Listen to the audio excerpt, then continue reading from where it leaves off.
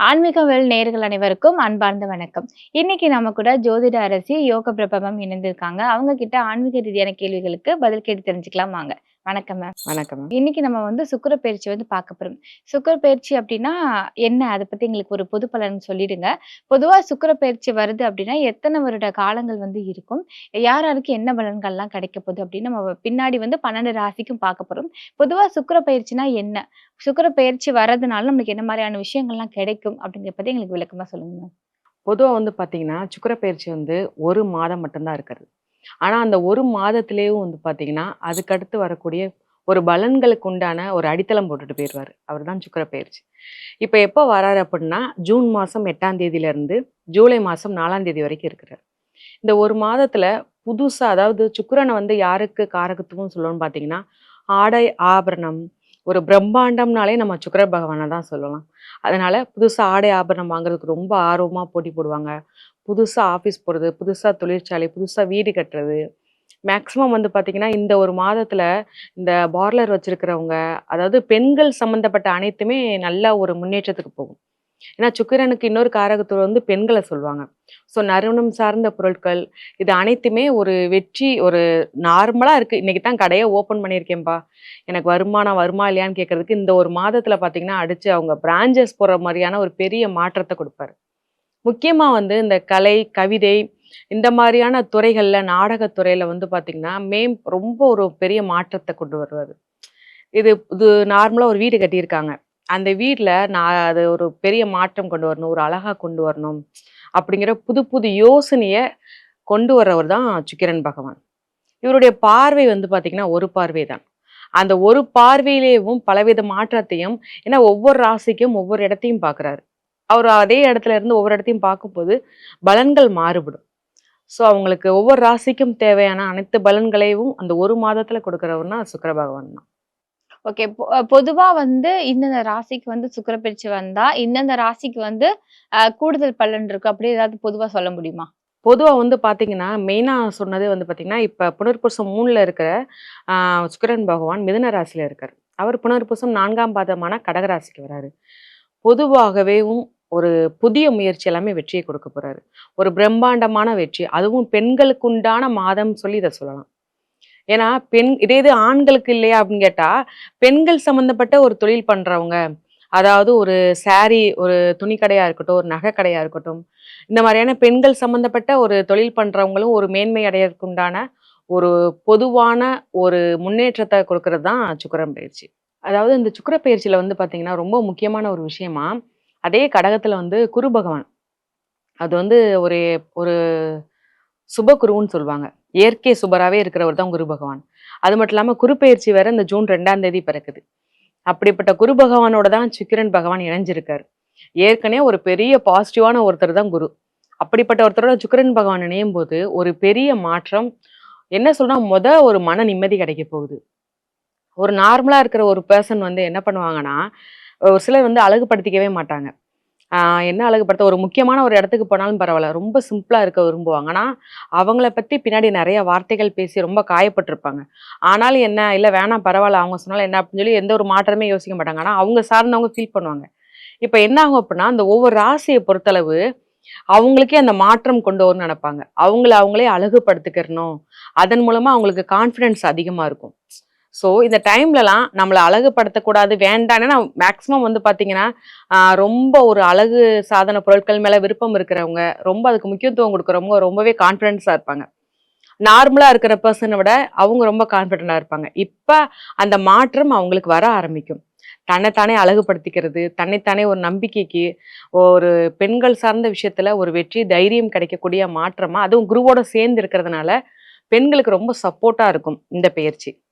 Ma'am அடுத்ததா ரிஷப ராசிக்கு பார்க்க போறோம். ரிஷப ராசிக்கு இந்த சுக்கிர பயிற்சி என்ன மாதிரியான பலன்கள்லாம் கிடைக்க போது? குறிப்பா அவங்க ஏதாவது ஒரு புதிய முயற்சி பண்றாங்க அப்படின்னா, அந்த முயற்சி எல்லாமே அவங்களுக்கு வெற்றி கிடைக்குமா? ரிஷபராசிய பொறுத்தளவுக்கும் பார்த்தீங்கன்னா, அவங்களுடைய 3வது இடத்துல தான் சுக்கிரன் இருக்காரு. 9வது பார்வையா பார்க்குறாரு. அப்படி பார்க்கும்போது முதல்ல எப்பவுமே தைரியமான ஒரு பெர்சன்னா ரிஷபராசிய சொல்லலாம். அதாவது இவங்க ஏதாவது ஒரு முடிவு எடுக்கணும்னு நெனச்சுட்டாங்கன்னா எடுத்துருவாங்க. அத மட்டும் பின்னாடி திரும்பி வரணும்னாலும் யோசிக்கவே மாட்டாங்க. அது தப்போ, சரியோ நம்ம பண்ணிருவோம்னு. ஆனா இவங்களுக்கு ஒரு பயம் உள்ள இருந்துகிட்டே இருக்கும். நம்ம எடுத்ததுக்கு அப்புறம் யோசிக்க மாட்டாங்க. அந்த எடுக்கும்போது 1008 குழப்பத்துல இருப்பாங்க. இன்னொன்னு இவங்களுக்கு ஒரு வேலை, இல்ல ஒரு தொழில்னு வரும்போது ரொம்ப அடி வாங்கி இப்பதான் எந்திரிச்சு வரப்போறாங்க. ஏன்னா, இவங்களுக்கு ஒரு ஸ்டெப் எடுத்து வச்சாங்கன்னா, ஒரு 10 ஸ்டெப் பேக்ல போயிட்டாங்க.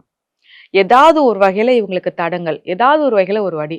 நான் வெக்ஸ் ஆயி நான் வீட்லயே உட்காந்துறேன்ப்பான்னு சொல்லி நெறைய ரிஷபராசினியர்கள் வீட்லயே பேசாம முடங்கி இருக்கறதுக்கு உண்டான சூழல்லாம் இதுக்கு முன்னாடி இருந்துச்சு. ஆனா, இப்ப உள்ள சூழல், இப்ப அவங்களுக்கான நேரம்.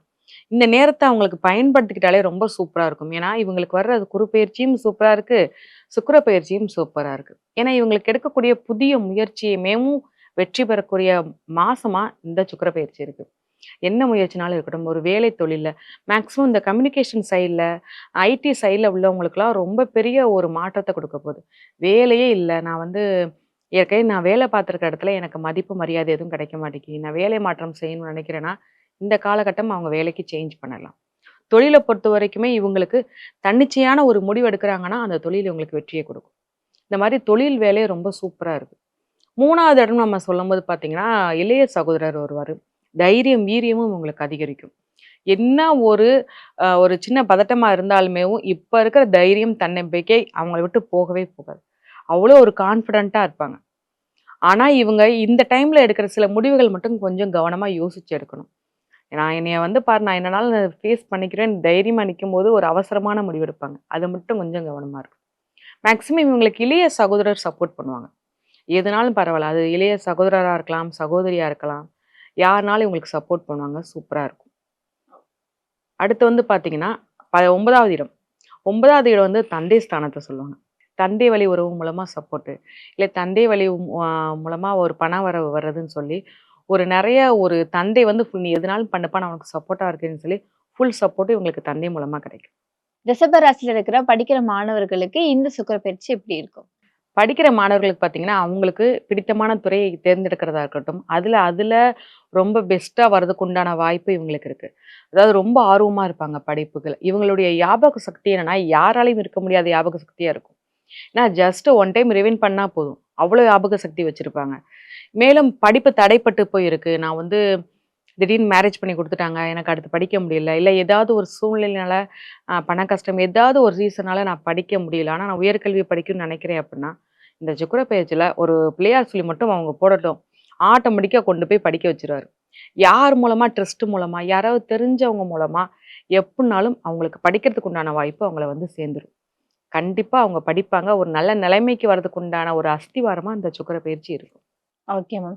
இப்ப ரிஷப ராசிக்காரர்களுக்கு ஏதாவது ஒரு அதிர்ஷ்டம் யார் மூலமாவது ஏன்னா, நீங்க போன ராசிக்கு சொல்லியிருந்தீங்க, அம்மா மூலமா ஒரு அதிர்ஷ்டம் வரும்னு.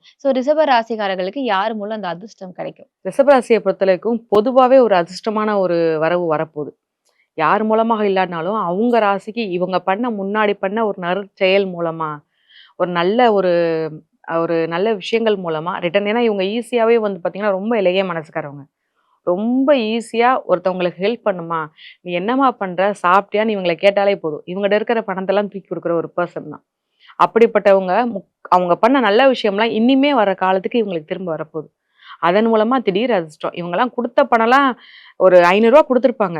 ஆனா, இப்ப இவங்களுக்கு இருக்கிற இக்கட்டான சூழ்நிலையில அவங்க 50,000 கொண்டு குடுக்கறதுக்கு உண்டான வாய்ப்பு இந்த சுக்கிர பெயர்ச்சியில இருக்கு. திடீர்னு அதிர்ஷ்டம், திடீர்னு பண வரவு இந்த 1 மாத காலத்துல நிச்சயமா ரிஷப ராசிக்கு வரும். Okay ma'am. இந்த காலகட்டத்துல சுக்கிர பயிற்சி காலகட்டத்துல ரிஷப ராசிக்காரர்கள் போயிட்டு வர வழிபட வேண்டிய கோவில் அப்டின்னா என்னது மேம்? இவங்க வெள்ளிக்கிழமை தோறும் மகாலட்சுமி வழிபாடு பண்ணலாம். ஏன்னா, இந்த வழிபாடு பண்ற வெள்ளிக்கிழமை தோறும் காலைல சுக்கிர ஓரையில 6 டூ 7 அதே மாரி பார்த்தீங்கன்னா, இரவு 8 டூ 9 இந்த நேரத்துல அவங்க கண்டிப்பா வழிபாடு பண்ணிட்டாங்க அப்டின்னா, எந்த ஒரு பிரச்சனையுமே அவங்களுக்கு இருக்காது. தைரியம் குறைவில்லாம இருக்கும். பண வரவு, தன வரவு வந்துகிட்டே இருக்கும். எந்தவித மாற்றமும் இல்லாம கல்வி தடைபடாம போய்க்கிட்டு இருக்கும். நிச்சயமா நல்லாருக்கும். Okay ma'am. இன்னைக்கு ரிஷப ராசிக்காரர்களுக்கு என்னென்ன விஷயங்கள்லாம் அதிர்ஷ்டம் தரும், என்னென்ன விஷயங்கள்லாம் பண்ணணும் அப்படிங்கிறத பத்தி ரொம்ப அழகா சொல்லியிருந்தீங்க. நன்றி மேம்.